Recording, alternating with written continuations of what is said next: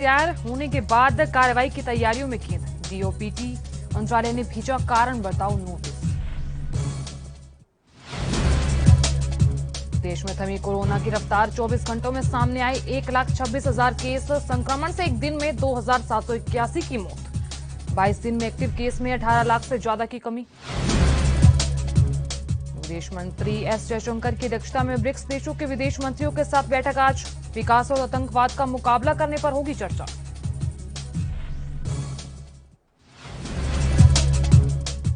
और बाबा रामदेव के खिलाफ डॉक्टरों में बढ़ रहा रोष। गिरफ्तारी की मांग को लेकर आज मनाएंगे काला दिवस। विरोध में डीपी करेंगे ब्लैक।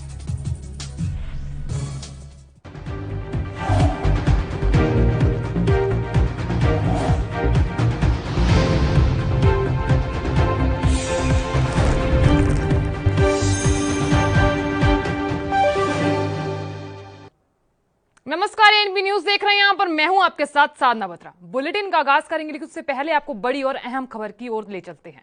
तो बड़ी और अहम खबर आपके सामने आ रही है। वाराणसी के काशी विश्वनाथ धाम में बड़ा हादसा हुआ है। यहां हादसा हुआ है, बताया जा रहा है कि जर्जर मकान गिरने से 2 की मौत हुई है और फिलहाल मकान गिरा है। बता दें आपको कि मकान के मलबे में दबकर 6 लोग घायल हुए। तो बड़ी और अहम खबर आप तक पहुंचा रही हैं। रेस्क्यू ऑपरेशन में पुलिस की टीम लग चुकी है। वाराणसी से खबर सामने आई है।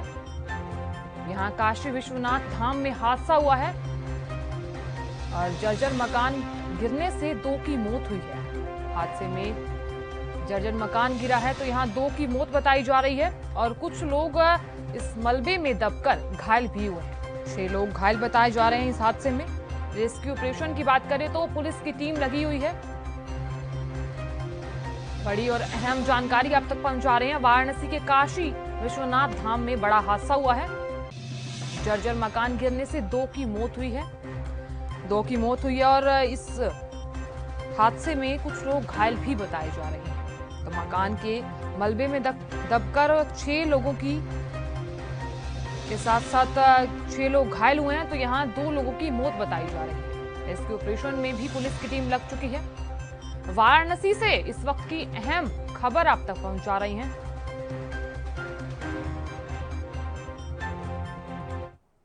खबरों का आगाज करेंगे। मंगलवार यानी कि आज ब्रिक्स देशों के विदेश मंत्रियों के साथ बैठक की जाएगी। तो यहां बताया जा रहा है कि ऐसे में ब्रिक्स देशों के साथ विदेश मंत्रियों की बैठक की जाएगी। तो यहां आज मंगलवार है और ऐसे में कोविड पर चीन के विदेश मंत्रियों के साथ भी बातचीत होगी। तो यहां देशों के विदेश मंत्रियों के साथ अहम बैठक की जाएगी। तो ये बड़ी और अहम जानकारी सामने आ रही है। आपको बता दें कि फिलहाल भारत ही ब्रिक्स का अध्यक्ष देश है। माना जा रहा है कि बैठक में कोविड-19 महामारी और उससे पैदा हुए हालात के साथ साथ विकास और आतंकवाद पर भी चर्चा हो सकती है। और ऐसे में विदेश मंत्रालय ने बताया कि इस दौरान आपसी संबंधों और अंतर्राष्ट्रीय मामलों पर भी चर्चा होगी। और इस बैठक में चीन, रूस, ब्राजील, साउथ अफ्रीका के विदेश मंत्री भी शामिल होंगे।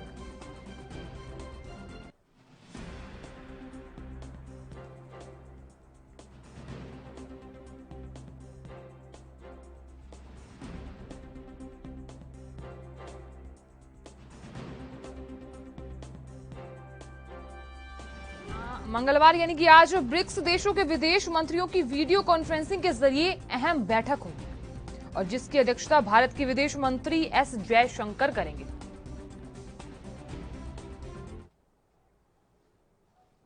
दिल्ली के मुख्यमंत्री अरविंद केजरीवाल ने सोमवार को पत्रकारों और उनके फैमिली मेंबर्स के लिए आईटीओ के एक सरकारी स्कूल में कोविड टीकाकरण केंद्र का उद्घाटन किया। यहां कोविड टीकाकरण केंद्र पर पत्रकारों और उनके फैमिली मेंबर्स को मुफ्त में वैक्सीन दी जाएगी। और इस मौके पर सीएम केजरीवाल ने कहा कि यहां 45 साल से अधिक उम्र के सभी लोगों को वैक्सीन दी जाएगी और इसी के अलावा 18 साल से 14 साल उम्र के लोगों को भी वैक्सीन दी जाएगी। तो यहाँ बताया जा रहा है कि 18 से 40 साल तक के उम्र के लोगों को वैक्सीन दी जाएगी। इस मौके पर मुख्यमंत्री अरविंद केजरीवाल के साथ साथ उप मुख्यमंत्री मनीष सिसोदिया भी उपस्थित रहे। तो ऐसे में केजरीवाल ने कहा कि लोगों की मदद से हमने कोरोना पर काबू पा लिया है, लेकिन लड़ाई अभी पूरी तरह से खत्म नहीं हुई है। अभी कोरोना महामारी को पूरी तरह खत्म करना है। ऐसे में अधिक सावधानी बरतने की जरूरत है।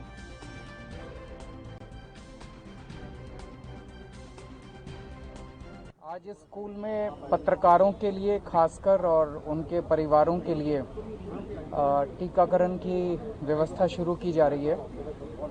कई दिनों से पत्रकारों की ये मांग थी कि उनके लिए स्पेशल व्यवस्था की जाए, तो मुझे बेहद खुशी है कि आज ये व्यवस्था इस स्कूल में की जा रही है और दोनों कैटेगरी 18 से 44 और 45 के ऊपर वाले दोनों कैटेगरी के पत्रकार और उनके परिवार के लोग आके यहाँ पे टीका लगवा सकते हैं। तो मेरी सभी पत्रकार साथियों से अपील है कि वो ज़्यादा से ज़्यादा संख्या में आके सभी लोग टीका लगवाएं। इस टाइम टीके के ज़रिए ही आप उधर दिल्ली के मुख्यमंत्री अरविंद केजरीवाल ने कोरोना वायरस के खिलाफ लड़ाई में टीकाकरण को महत्वपूर्ण बताते हुए एक बैठक की। तो यहां रूस के कोविड-19 रोधी टीके स्पुतनिक वी की पहली खेप राष्ट्रीय राजधानी दिल्ली को जून में मिलने की संभावना जताई जा रही है। तो यहां मुख्यमंत्री ने बताया कि राष्ट्रीय राजधानी में अभी म्यूकरमाइकोसिस के 944 मामले हैं और इनमें से 300 मरीजों का केंद्र सरकार के अस्पतालों में इलाज चल रहा है।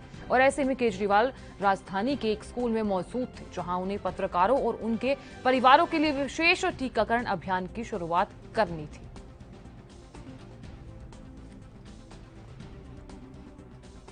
मेरे ख्याल से जून के महीने में शायद उन्होंने कुछ ऑफर किए हैं। 20 जून के बाद उन्होंने जून के महीने में कुछ देंगे। उनके पास जितने आएंगे विदेश से, अभी तो वो इंपोर्ट कर रहे हैं, शायद अगस्त से उनकी प्रोडक्शन चालू होगी, तो जितना टोटल इंपोर्ट वो करेंगे उसमें से एक हिस्सा दिल्ली को देंगे। आपका एक और ट्वीट आया बंगाल को लेकर, जिस पर आपने कहा है कि हाँ, मेरा अपना ये मानना है कि ये वक्त राजनीति करने का नहीं है, ये वक्त राज्यों से लड़ने का नहीं है, ये वक्त है राज्यों की मदद करने का, ये वक्त है सबको मिलकर कोरोना से लड़ने का। ये इस तरह से ये शोभा नहीं देता जिस किस्म से जो किया गया। तो मेरा ये निवेदन है, केंद्र सरकार से भी निवेदन है कि सभी राज्यों को एक साथ लेके एक टीम इंडिया बनके। उधर दिल्ली हाई कोर्ट ने फैसला सुनाया है कि निजी स्कूल पेरेंट्स से शैक्षणिक सत्र 2020-21 एनुअल और डेवलपमेंट फीस ले सकते हैं और ये फीस 5 अगस्त 2021 से पहले किश्तों में ली जा सकती है। तो यहाँ नेशनल इंडिपेंडेंट स्कूल अलाउंस ने हाईकोर्ट के इस फैसले को दिल्ली के प्राइवेट स्कूल्स के लिए बड़ी राहत बताई है। एनआईएसए के अध्यक्ष कुलभूषण शर्मा ने कहा कि दिल्ली के प्राइवेट स्कूल कोरोना और लॉकडाउन के चलते पिछले 1 साल से आर्थिक तंगी से जूझ रहे हैं। स्कूल बच्चों को ऑनलाइन क्लासेस के जरिए पढ़ा तो रहे हैं, लेकिन पेरेंट्स स्कूल को बच्चों की फीस नहीं दे रहे हैं और इसके चलते स्कूल अपने टीचर्स और बाकी स्टाफ को सैलरी नहीं दे पा रहे हैं। और ऐसे समय में हाईकोर्ट की तरफ से ये बड़ा फैसला आया और ऐसे में स्कूलों के लिए बहुत बड़ी राहत दी गई है। कुलभूषण शर्मा ने कहा कि दिल्ली हाई कोर्ट ने सुप्रीम कोर्ट के फरवरी के आदेश को ध्यान में रखते हुए ये फैसला दिया है। अब पेरेंट्स को 5 अगस्त 2021 तक 3 किश्तों में सत्र 2020-21 के एनुअल और डेवलपमेंट चार्ज स्कूलों में जमा करने होंगे और इसी के साथ स्कूलों को इस चार्ज में पेरेंट्स को 15% की छूट देने का बड़ा आदेश जारी किया गया है। और इसके अलावा स्कूल सत्र 2021-22 की फीस अपने मानदंडों के मुताबिक ले सकेंगे। पेरेंट्स को सत्र 2021-22 की फीस तय समय पर ही देनी।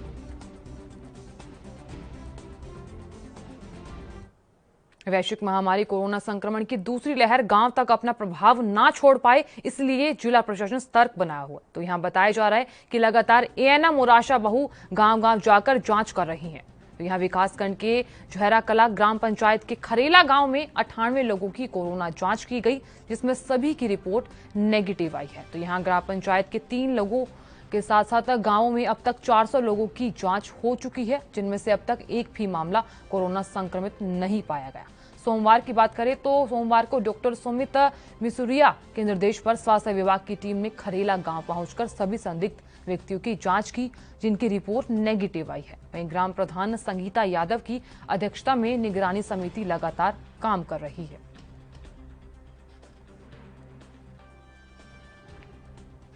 मैडम, जरहाकला ग्राम पंचायत में जैसा मतलब लगातार कोविड पॉजिटिव जांच हो रही है, तो इसमें अभी तक कितनी जांचें हुई हैं और कितने मरीजों की क्या रिपोर्टें आई हैं? जी सर, यहाँ पे 400 लोगों की जांचें हो चुकी हैं और सारी नेगेटिव आई हैं, तीनों गांव की हो चुकी हैं। तो मतलब कैसा लग रहा है आपको? यहाँ अभी तक कोरोना संक्रमण के कुछ लक्षण लग रहे हैं किसी में कि नहीं लग रहे हैं? मतलब लोग बीमार पाए गए जैसे आप बराबर चेक करती हैं यहाँ पर? नहीं सर, यहाँ पे कुछ भी नहीं। उधर यूपी के बाराबंकी से खबर सामने आई है, जहां गांव में बीती रात 6 वर्षीय बालिका के साथ हैवानियत हुई है। तो यहां हैवानियत पर बाराबंकी के एसपी यमुना प्रसाद ने बताया कि बालिका का पंचनामा कर पोस्टमार्टम के लिए शव को भेज दिया है। पंचनामा करते समय यह ज्ञात हुआ था कि लड़की के बाईं आंख की तरफ चोट है। आंख निकालने जैसी कोई घटना नहीं हुई है। परिजनों की तहरीर पर 159-21 धारा 302 के तहत मुकदमा पंजीकृत किया गया है और आरोपी को फिलहाल हिरासत में ले लिया गया है। और यहां प्रथम दृष्टा की तरफ से जो खबर सामने आई थी कि इसमें गला दबाकर हत्या करने का मामला सामने आया। पुलिस ने कहा कि जो भी तथ्य सामने आएंगे उनके अनुसार कठोर कार्रवाई की जाएगी। नसीपुर में एक बच्ची के शव मिलने की सूचना रात्रि में 3 बजे प्राप्त हुई थी, जिसमें पुलिस बल मौके पे गया और वहां से एक बच्ची का शव मिला, जिसको पंचायतनामा करके पोस्टमार्टम के लिए भेजा गया। और इसमें जो पंचनामा किया गया उसमें जानकारी मिली कि इसके बाएं आंख की तरफ चोट है, कोई आंख निकालने जैसी घटना नहीं हुई है। और प्रथम दृष्टया ये पाया गया है कि इसमें गला दबा करके हत्या की गई है। अभी पोस्टमार्टम के लिए भेजा गया है। इसमें जिस अभियुक्त के खिलाफ तहरीर दी गई है उसके खिलाफ मुकदमा दर्ज कर 159/21 धारा 302 के तहत मुकदमा दर्ज किया गया है। उसको हिरासत में लिया गया है। अभियुक्त को अभियुक्त और वादी पक्ष दोनों एक ही कमिटी के हैं और पड़ोसी हैं, आसपास ही रहते हैं। और उसके बाद इसमें सभी पुलिस बल द्वारा मौके पे विजिट किया गया है। जो भी तथ्य निकल के आएंगे इसको गहनता से एनालाइज किया जा रहा है। पोस्टमार्टम के परिप्रेक्ष्य में और जो तथ्य प्रकाश में आ रहे हैं उन सभी के परिप्रेक्ष्य में निष्पक्ष कार्रवाई करते हुए। उधर पंजाब के फतेहगढ़ साहिब में देर रात भारी बारिश हुई, जिससे लोगों को गर्मी से राहत मिली है। बता दें कि पिछले 2-3 दिनों से भीषण गर्मी पड़ रही थी और पारा 40 डिग्री के आसपास मंडराने से लोगों को भीषण गर्मी का सामना करना पड़ रहा था। और ऐसे में भारी बारिश ने केवल लोगों को भीषण गर्मी से राहत दी है, बल्कि किसानों के चेहरे पर भी खुशी ला दी है, क्योंकि पंजाब में 10 जून से धान की बुआई शुरू होने जा रही है और जिससे पानी की कमी हो गई है। तो यहाँ किसानों का साफ तौर पर कहना है कि ये भारी बारिश फसलों के लिए भी काफी फायदेमंद साबित होगी। उधर हरियाणा के फतेहाबाद में पुलिस के द्वारा शराब से भरा कंटेनर काबू किया गया है। फतेहाबाद पुलिस टीम के द्वारा 500 पेटी शराब तस्करी करके ले जा रहे कंटेनर को काबू किया गया है। उस कंटेनर में अंग्रेजी शराब की 500 पेटियां और नीचे 1000 बोतल शराब की लदी हुई थी। और इस मामले में पुलिस के द्वारा राजस्थान के जालोर जिला निवासी भंवरलाल और अमरा राम को काबू किया गया है। पुलिस के द्वारा दोनों के खिलाफ एक्साइज एक्ट सहित विभिन्न धाराओं में मामला दर्ज किया जा चुका है।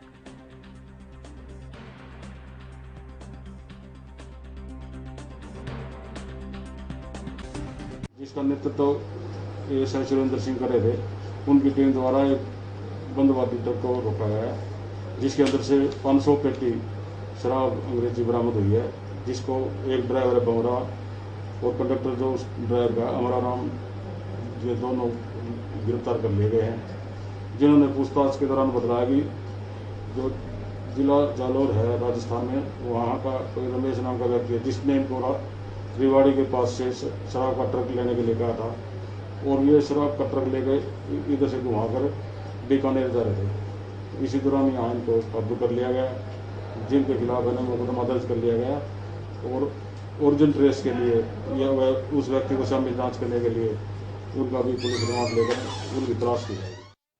और यहाँ लेंगे एक छोटा सा ब्रेक। बने रहिए हमारे साथ और देखते रहिए ANV न्यूज।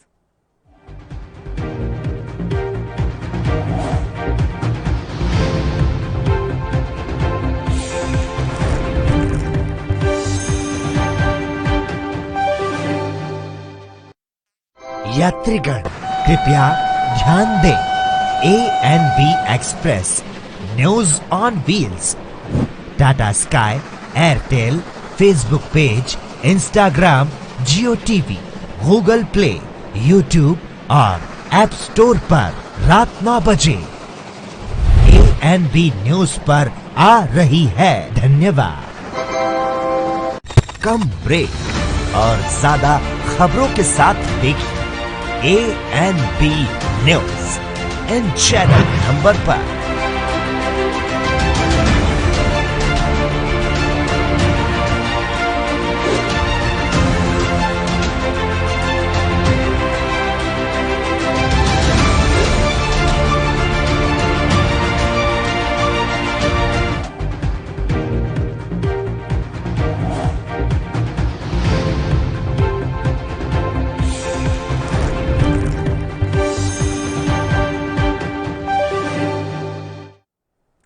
आप सभी का स्वागत है। खबरों में आगे बढ़ेंगे और अब बात एमपी की करेंगे, जहां एमपी के उज्जैन के सुलियाटीबा गांव में मोनिया समाज के लोगों ने काली सिंध नदी के किनारे बड़ी मात्रा में कच्ची महुआ शराब में बनने की सूचना पुलिस को दी है। पुलिस ने मौके पर पहुंचकर कच्ची शराब और शराब बनाने वाले उपयोग में होने वाली सामग्री को बरामद कर लिया है। साथ ही 6 आरोपियों के खिलाफ मामला भी दर्ज किया जा चुका है।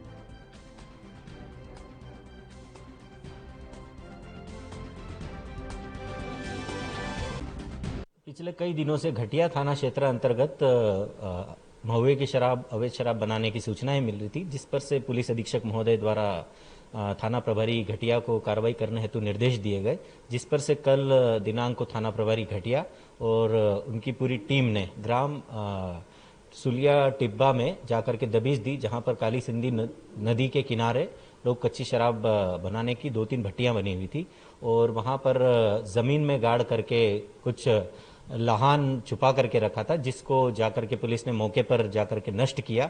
साथ ही साथ वहां पर से मौके से एक आदमी को गिरफ्तार किया, जिसके पास से महुए की 75 लीटर शराब, कच्ची शराब मिली है, जिसे विधिवत वहां पर गिरफ्तार किया गया और साथ ही उससे पूछताछ की गई तो उसके साथियों के 6-7 लोग वहां पर थे मौके पे, जो वहां के फरार हो गए, जिस पर से थाना घटिया में 34-2 का अपराध पंजीबद्ध कर विवेचना। वहीं मध्य प्रदेश के उज्जैन से जहां खटीकवाड़ा इलाके में 3 बदमाशों ने महज 3 मिनट में ग्रिल काटकर एक मशीनरी व्यापारी के यहां से 1.25 लाख रुपए की चोरी की वारदात को अंजाम दिया है। तो यहां पीड़ित पेशे से मशीनरी व्यापारी है। घटना रविवार रात की है, जिस वक्त चोरों ने चोरी की वारदात को अंजाम दिया और ये उस वक्त पीड़ित अपने घर में ही सो रहा था। लेकिन यहाँ चोर इतने शातिर थे कि ग्रिल काटने की आवाज तक पीड़ित को नहीं लगी और घर में रखी 1.5 लाख रुपए लेकर फरार हो गए। ऐसे में बताया जा रहा है कि सुबह चोरी का पता लगते ही पुलिस को मामले की जानकारी दी गई, जिसके बाद पुलिस ने आसपास के सीसीटीवी फुटेज खंगाले। तो यहाँ सीसीटीवी फुटेज की मदद से पता चला कि टीम चोरों ने मिलकर इस वारदात को अंजाम दिया है। बहरहाल पुलिस फुटेज के आधार पर चोरों का पता लगाने में जुटी हुई है।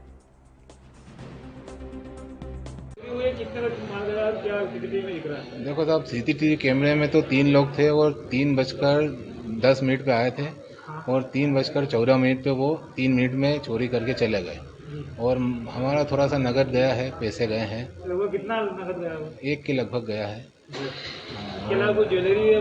नहीं, ज्वेलरी तो नहीं गई है, कुछ भी नहीं। चोरी की मैंने आप परिवार क्या कर रहा था उस समय? परिवार तो साहब एक रूम में सो रहा था और वो पीछे के रूम से हम चोरी करके चले गए। ग्रिल उखाड़ी हमारी खिड़की की और उसके बाद अंदर गए और वो।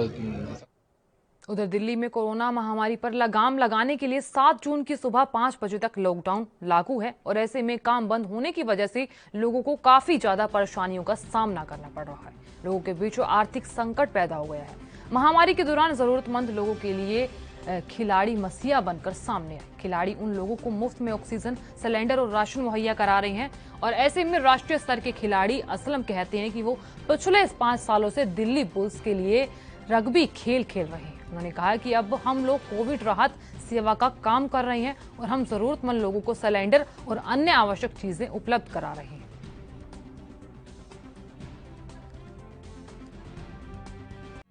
अभी जो सेकंड वेव चल रही है, इसके वजह से हम कोविड का काम कर रहे हैं। हमने फर्स्ट वेव में भी हमने बहुत लोगों की हेल्प करी थी, राशन को लेके और चीज़ों को लेके।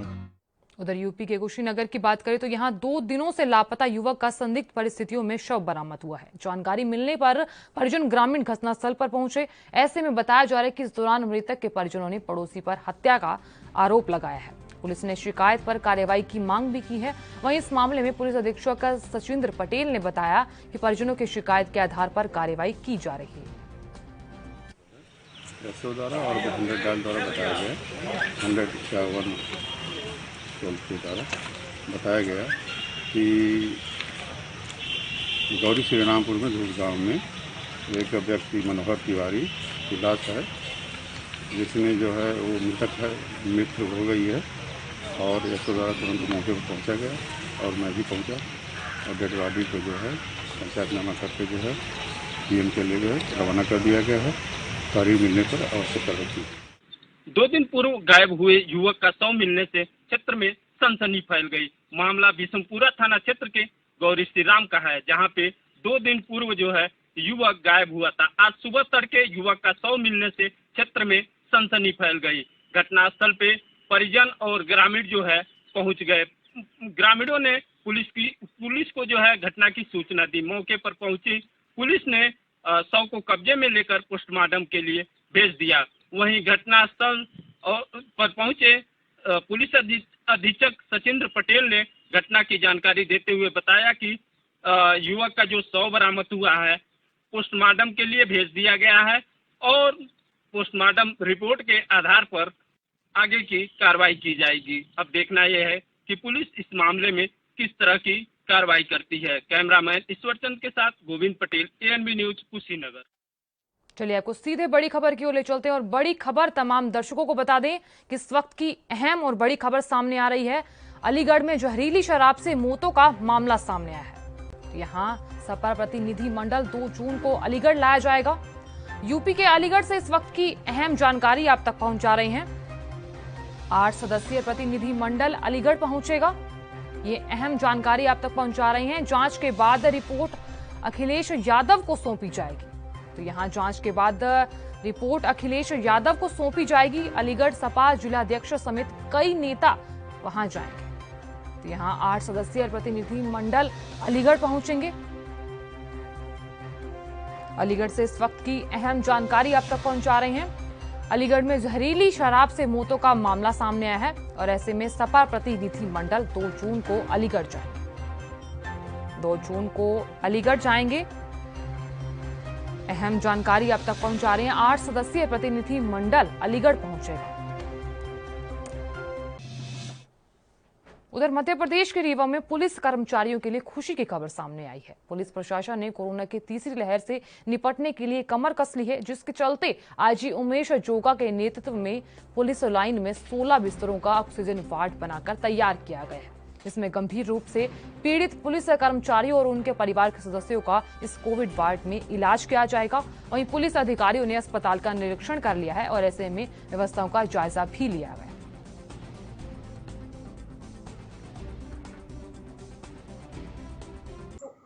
विशेषज्ञ लोग हैं जो इलेक्ट्रॉनिक मीडिया से और 15 से सबको जानकारी दे रहे हैं कि पहली लहर, दूसरी लहर और तीसरी लहर का भी होने का संभावना है।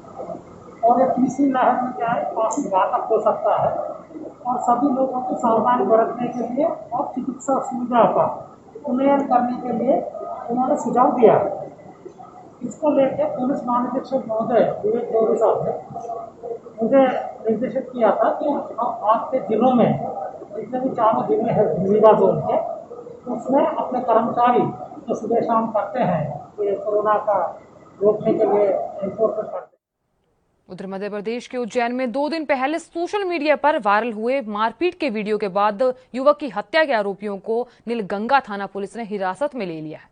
बता दें आपको कि नीलगंगा थाना क्षेत्र के अंतर्गत कुछ पशु मालिक आपस में पशु रखने को लेकर लड़ रहे थे और एक पक्ष ने दूसरे पशु मालिक पर डंडे और लाठियों से हमला कर दिया और इस हमले का वीडियो सोशल मीडिया पर तेजी से वायरल हो गया, जिसमें एक युवक ने 3-4 लोग से मारपीट करते हुए दिखाई गया। तो यहाँ इस वीडियो में आप साफ तौर पर देख भी सकते हैं कि किस तरह से युवक को पीटा जा रहा है। तो यहाँ पुलिस ने मामले में प्रकरण दर्ज कर आरोपियों की धरपकड़ तेज कर दी है, जिसमें पुलिस ने आरोपियों पर कार्रवाई करते हुए 5 आरोपियों को हिरासत में ले लिया है। दिनांक 28 को शाम को तकरीबन 4-4:30 बजे एक घटनाक्रम हुआ था जिसमें कि 2 पशुपालकों के मध्य विवाद हुआ था। दोनों ही आरोपी और फरियादी पक्ष दोनों ही पशुपालन करते थे। एक दूसरे पक्ष का ये सोचना था कि जो नगर निगम को जो उनके पशु पकड़ती है वो एक दूसरे को मतलब शिकायत करके एक दूसरे को पकड़ाते थे। इसी बात पर उनमें विवाद हुआ, जिसमें जो है एक पक्ष के साथ ज़्यादा मारपीट हुई थी। उसमें से एक व्यक्ति जो गोविंद था उसकी परसों जो है इंदौर में इलाज के दौरान डेथ हो गई थी, जिसमें जो है 302 का प्रकरण पंजीबद्ध किया गया था। कल उस प्रकरण के 5 आरोपी नामजद थे, जिनमें 4 आरोपियों को जो है गिरफ्तार किया गया और उनसे घटना में प्रयुक्त जो भी आला जरार वगैरह थे वो भी बरामद किए गए हैं। आज उनको हम लोग माननीय न्यायालय। यूपी के गोरखपुर में ग्राहक सेवा केंद्र पर लूट की वारदात का मामला सामने आया है। यहां थाना गुलहरिया क्षेत्र में 2 मोटरसाइकिल पर सवार मास्क लगाए 5 बदमाशों ने थाना गुलहरिया क्षेत्र के अंतर्गत एक ग्राहक सेवक केंद्र पर लूट की वारदात को अंजाम दिया है। दरअसल पूरा मामला क्या है बताते हैं। बदमाशों ने ग्राहक सेवा केंद्र के मालिक को हथियार दिखाकर लगभग 2 लाख रुपए लूट लिए। वहीं मामले की सूचना पर वरिष्ठ पुलिस अधीक्षक गोरखपुर समेत कई आला अधिकारी मौके पर पहुंचे और जल्द से जल्द घटना का पर्दाफाश करने का निर्देश दिया गया। अभी गुलरिया थाना क्षेत्र में बटरट चौकी क्षेत्र में एक आयान इलेक्ट्रॉनिक्स करके जो जनसेवा केंद्र वगैरह भी चलाते हैं, उनके यहाँ 8:30 बजे पौने 9 बजे के बीच में 3 अज्ञात लोग आए थे जो मुंह मास्क भी पहने हुए थे और 2 मोटरसाइकिलों से 5 लोग हैं, जो 2 लोग बाहर खड़े होते दिखाई दे रहे हैं। 3 लोग अंदर आए हैं और उनसे असला दिखाकर उनसे लगभग 2 लाख की कैश जो वादी बता रहे हैं उनसे बैग छीन के उनसे मारपीट करके असला दिखा के चले गए। मौके पर हम लोग जांच कर रहे हैं, आसपास के लोगों से भी पूछताछ कर रहे हैं। इसमें मुकदमा दर्ज करके उसी धारा में जल्द से जल्द इसका खुलासा होगा। उधर यूपी के जालौन की बात करें तो यहां घरेलू गैस सिलेंडर फटने से एक घर में आग लग गई और इस घटना में 2 मासूम बच्चों समेत 4 लोग पूरी तरह से झुलस गए, जिन्हें आनन फानन में इलाज के लिए कालपी सामुदायिक स्वास्थ्य केंद्र में भर्ती कराया गया। वहीं आग का विकराल रूप देखते ही स्थानीय लोगों ने दमकल कर्मियों को सूचना दी। सूचना मिलते ही दमकल की गाड़ी मौके पर पहुंची और ऐसे में कड़ी मशक्कत के बाद आग पर काबू पाया गया। पूजा के लिए अगरबत्ती थी, पूजा की चाची ने, उससे आग लग गई पूरे घर पे। जब तक देखा उसके बाद गैस से पकड़ गई, अचानक भगदड़ मच गई। फिर हम लोग बाहर आए, बाहर से हम लोग दौड़ के देखा तो पानी आने से बुझाने की कोशिश करी, आग पकड़ती गई, पूरा माल जल गया। घर में पैसे, जेवर, दुकान का माल। करीब कितना नुकसान है? लगभग 15 लाख रुपए नुकसान हुआ। फायर ब्रिगेड की गाड़ी आई थी? जी आई थी, लेट आई फायर ब्रिगेड की गाड़ी, लेकिन आई। जैसे इन्फॉर्म मिला हर फायर ब्रिगेड की।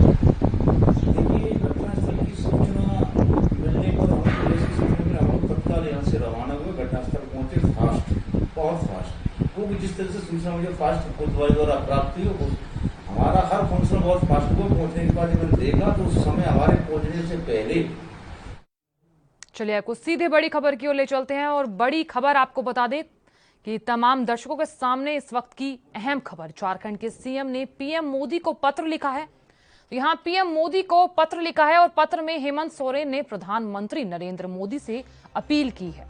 आपको बता दें कि झारखंड से इस वक्त की अहम खबर सामने आई है। 18+ के लोगों के लिए मुफ्त में वैक्सीन उपलब्ध कराई जाए। तो यहाँ हेमंत सोरेन ने प्रधानमंत्री नरेंद्र मोदी से अपील की है। तो पत्र लिखा गया है और ऐसे में पत्र के जरिए अपील की गई है। झारखंड के सीएम हेमंत सोरेन ने पीएम नरेंद्र मोदी को पत्र लिखा है।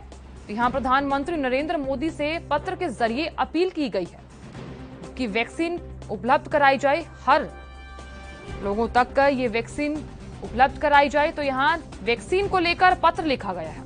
हेमंत सोरेन ने प्रधानमंत्री नरेंद्र मोदी ने अपील की है।